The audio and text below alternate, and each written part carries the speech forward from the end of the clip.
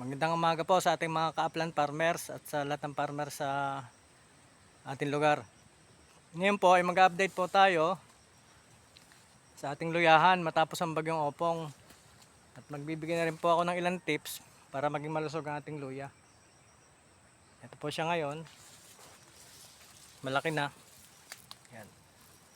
At nagsisimula na po siya magkaroon ng bulaklak.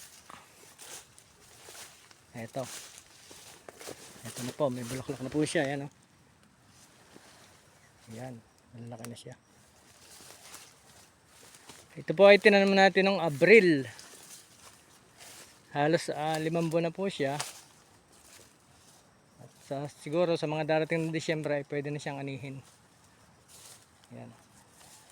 Isa pong bagay na paraan para maging malusog ang ating luya, dapat po ay slope talaga ang taniman. Ayan, para hindi po siya bahain. Ayan.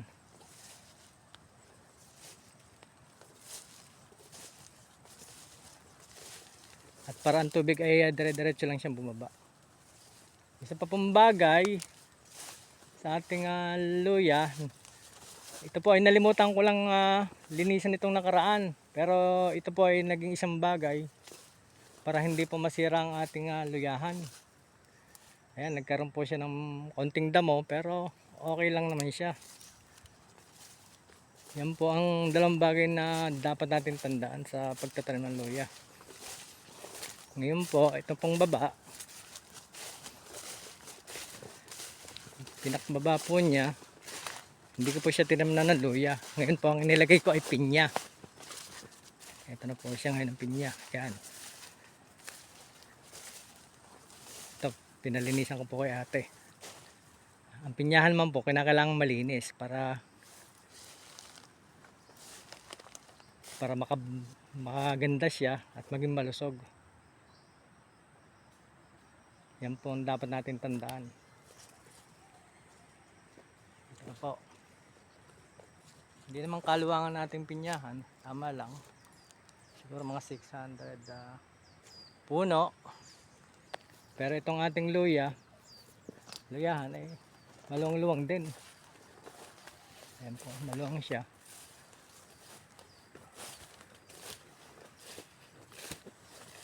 Sa katunayan po, napakataas ng ating luya, halos hanggang dibdib na. Talaga pong malusog na malusog. Natutuwa po naman tayo. Ayan po, oh. Nagaganda na, oh. Mataas siya, oh.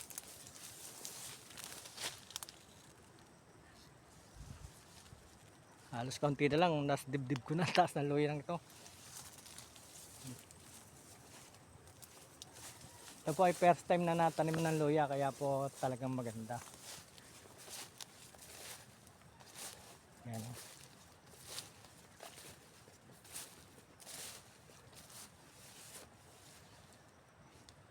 Malusog po siya.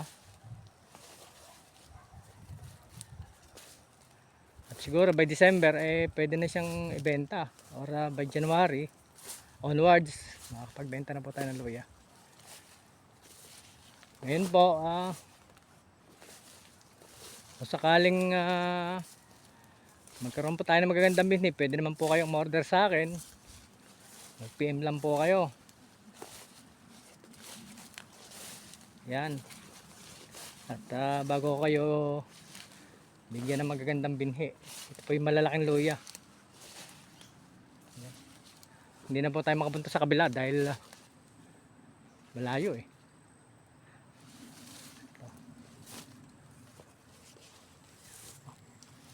Okay po mga ka-farmers, next time po ulit. Next time po ko kayo i-update kung ano na ang ating sitwasyon sa ating luyahan. Bibisitahin na lang po natin siya paminsan-minsan.